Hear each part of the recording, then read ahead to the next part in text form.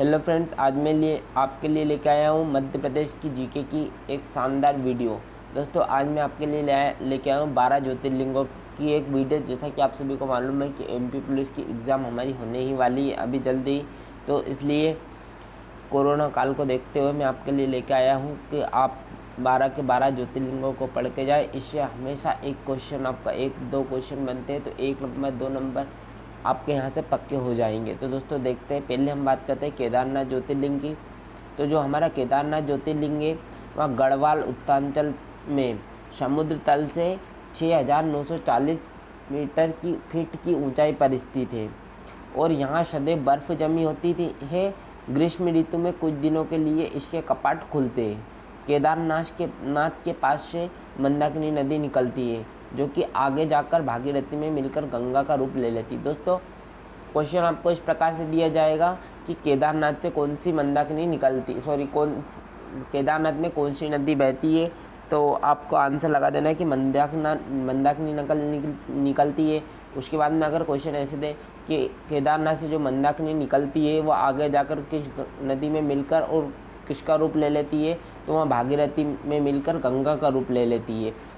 यहाँ पास में एक गौरीकुंड है जहाँ भगवती पार्वती ने स्नान किया था और हरिद्वार के कुंभ के समय यहाँ की यात्रा का भी महत्व है। दोस्तों, आप लोग मैप में भी देख सकते हैं हमारा कहाँ पे पड़ता है, तो जो हमारा हिमाचल प्रदेश है उसमें पड़ता है, ठीक है। उसके बाद में देख सकते हैं ये जो उत्तर प्रदेश का ऋषिकेश है, उत्तराखंड का ऋषिकेश, तो उसी के आसपास है लगभग। अब बात करते हैं हम काशी विश्वनाथ ज्योतिर्लिंग की। ये हमारा यूपी में पड़ता है, बनारस में। तो आप लोग देख सकते हैं जैसा कि भगवान शिव को यहाँ समर्पित है, मतलब भगवान शिव का है यहाँ पे। धार्मिक एवं सांस्कृतिक महत्व काशी की नगरी अनेक है और मुगल काल में इसमें बहुत क्षति भी पहुँचाई गई थी। अगर दोस्तों यहाँ पे नदी की बात की जाए तो हमारी गंगा नदी बहती है। बात करते हैं सोमनाथ ज्योतिर्लिंग की, जो कि हमारा गुजरात में स्थित है, ठीक है दोस्तों। जैसा कि हम राजकोट से जाते हैं तो हमारे 2 रूट निकल जाते हैं, तो एक तो हमारा निकल जाता है द्वारकापुरी की ओर और एक निकल जाता है सोमनाथ की ओर। तो सोमनाथ ज्योतिर्लिंग जो है सौराष्ट्र काठियावाड़ में विराजमान है। क्वेश्चन इस प्रकार से आएगा कि सौराष्ट्र काठियावाड़ में कौन सा ज्योतिर्लिंग है, तो आपको ऑप्शन में लगा देना है टिक सोमनाथ ज्योतिर्लिंग और 1 नंबर आप लेकर घर चले जाएंगे। और दोस्तों, जो श्री कृष्ण के चरणों में भी यहीं पर जरा नामक व्याक का बाण लगा था। ऋग्वेद, स्कंद पुराण, श्रीमद् भागवत गीता, शिव पुराण, महाभारत, इस प्रकार के बहुत से ग्रंथों में भी इसकी महिमा का वर्णन किया गया है। जो 1025 ईस्वी में जो महमूद गजनवी ने आक्रमण किया था, तो इसकी जो अपार धन संपत्ति लूटी थी, तो ये वही सोमनाथ है। तो आप लोग इसको मैप में भी देख सकते हैं, हमारा किधर पड़ता है, तो ये गुजरात में, जैसे कि आप लोग देख सकते हैं ये हमारा कौन से पश्चिम भारत की ओर पड़ता है। अब आगे की ओर हम चलते हैं, और इसका जो गुजरात में इसका महाराजा भीम ने इसका पुनर्निर्माण भी करवाया था। उसके बाद में आगे देखते हैं हम कि मई 1951 को भारत के प्रथम राष्ट्रपति जो हमारे राजेंद्र प्रसाद जी थे, उन्होंने भी यहाँ ज्योतिर्लिंग स्थापित कर उसकी प्राण प्रतिष्ठा की थी। अब हमारा अगला ज्योतिर्लिंग है मल्लिकार्जुन। तो आप लोग देख सकते हैं मल्लिकार्जुन ज्योतिर्लिंग जो कि नंबर 4 है हमारा, यहाँ श्रीशैल पर्वत पर स्थित है। माँ पार्वती को मल्लिका तथा शिव को अर्जुन नाम कहा गया है। यहाँ पर जो हमारे पुरातत्ववेता है इसको 1.5 से 2,000 वर्ष पुराना मानते हैं। यह मंदिर पश्चिम दिशा में, इस मंदिर के जो पश्चिम दिशा है वहाँ पर एक जगदम्बा माता का भी मंदिर है। वहाँ पे क्या हुआ था कि सती माता का ग्रीवा पतन हुआ था। महाभारत के जो वन पर्व है, शिव पुराण है, पद्म पुराण है, इन सभी में इसका वर्णन किया गया है। तो ये हमारा किधर पड़ता है, तो ये हमारा दक्षिण भारत की ओर पड़ता है। आप लोग देख सकते हैं दक्षिण भारत में ये आंध्र प्रदेश तेलंगाना के आसपास पड़ता है। अब बात करते हैं दोस्तों सबसे प्रसिद्ध महाकालेश्वर ज्योतिर्लिंग की, जो कि हमारा नंबर 5 है। आप लोगों को सभी को मालूम है यह ज्योतिर्लिंग क्षिप्रा नदी के तट पर स्थित है उज्जैनी नगरी में, जो कि हमारे जो चंद्रगुप्त द्वितीय थे यानी कि महाराजा विक्रमादित्य, उनकी नगरी है उज्जैन नगरी। तो उज्जैन नगरी में यहाँ स्थित है। यहाँ सभी सप्तपुरियों में से एक है। जो भगवान शंकर ने जो त्रिपुरासुर का वध किया था वो यहीं पर किया था। मौर्य काल में भी उज्जैनी मालवा प्रदेश की राजधानी था और उसके बाद में गुप्त काल में भी यहाँ पर बहुत मंदिर बनाए गए। इस प्रकार से बहुत ज़्यादा विकास हुआ है। बात करते हैं ओमकारेश्वर ज्योतिर्लिंग की, तो यहाँ ज्योतिर्लिंग हमारे नर्मदा नदी के तट पर स्थित है। जो इक्ष्वाकुवंशी राजा मानदत्ता है, उन्होंने यहाँ पर शिव भगवान की पूजा की थी। यह ज्योतिर्लिंग 2 स्थानों पर ओमकारेश्वर और अमरेश्वर के रूप में स्थित है। प्रतापी पेशवाओं ने इसका जीर्णोद्धार करवाया था।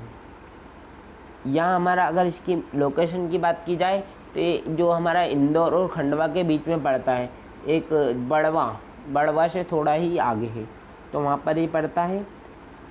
और अब बात करते हैं हम त्र्यंबकेश्वर ज्योतिर्लिंग की, तो यहाँ ज्योतिर्लिंग गोदावरी नदी के तट पर स्थित है। यहाँ नासिक त्र्यंबकेश्वर से लगभग 10 किलोमीटर की दूरी पर स्थित है। यहाँ ज्योतिर्लिंग सभी इच्छाओं को पूर्ण करने वाला और तथा मोक्ष प्रदाता, ऐसा मतलब वहाँ के पूर्वजों या लोगों का मानना है कि जो भी मतलब यहाँ पे त्र्यंबकेश्वर भगवान का पे दर्शन करता है, उसकी जितनी भी मनोकामनाएं होती है वो पूर्ण हो जाती है और ये हमें मोक्ष भी प्रदान करता है। पास में गंगा मंदिर, परशुराम मंदिर तथा गायत्री मंदिर है। दूसरी ओर राम व लक्ष्मण भगवान का कुंड भी वहाँ पर विद्यमान है। अब चलते हैं दोस्तों अगले ज्योतिर्लिंग की ओर।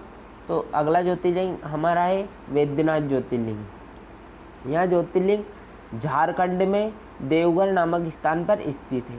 मुख्य मंदिर यहाँ से 72 फीट ऊंचा है। ठीक है, जो यहाँ का मंदिर है मुख्य मंदिर, वहाँ 72 फीट ऊंचा है तथा साथ में अन्य 22 मंदिर और भी है। मान्यता है कि इसे स्वयं भगवान विश्वकर्मा ने बनाया था। यहाँ मनोकामना पूर्ण करने वाला तीर्थ है और इसी स्थल पर सती का हृदय गिरा था। जो सती माता का आप लोगों ने जैसा कि सुना है, जो उनके 12 टुकड़े हुए थे, तो एक यहाँ पे भी गिरा था उनका एक टुकड़ा, तो यहाँ पर उनका हृदय गिरा था। ठीक है, और पास में एक छोटा सा शिवकुंड नामक सरोवर भी है। कार्तिक माघ और फाल्गुन की पूर्णिमा व चतुर्दशी को यहाँ पर मेला लगता है। अब दोस्तों अगले ज्योतिर्लिंग की ओर चलते हैं। उससे पहले आप लोग देख सकते हैं इसकी लोकेशन में भी दिखाया हुआ है मैप में। अब देखते हैं नागेश्वर ज्योतिर्लिंग। यह ज्योतिर्लिंग 3 स्थानों पर अवस्थित माना गया। मतलब यह ज्योतिर्लिंग कितने स्थानों पर स्थित है? 3 जगह पर माना गया। कौन कौन सा में?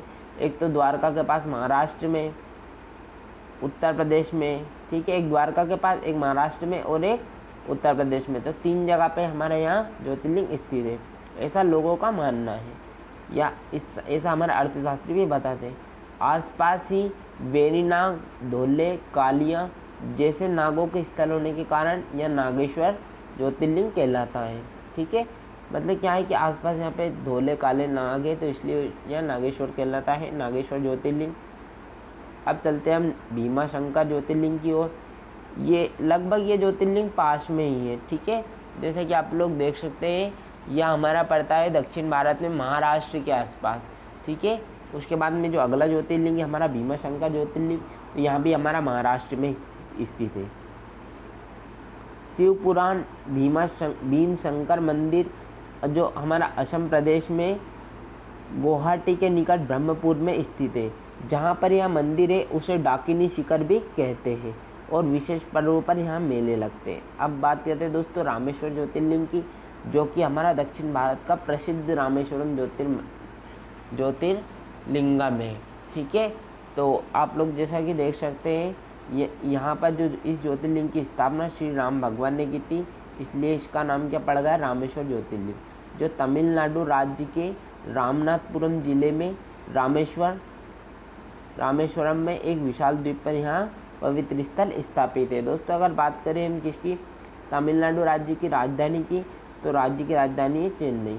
यह हमारे 12 ज्योतिर्लिंगों में से एक है। इसके आसपास अनेक मंदिर हैं, जैसे लक्ष्मणेश्वर, पंचमुखी हनुमान, मतलब जो 5 मुख वाले हनुमान जी का मंदिर भी यहीं पर है। श्री राम जानकी आदि मंदिर। यहाँ 22 पवित्र कूप हैं, जिनके जल से तीर्थयात्री स्नान करके स्वयं को धन्य मानते हैं। जो हमारा आखिरी अंतिम ज्योतिर्लिंग है वो है गुमेश्वर ज्योतिर्लिंग।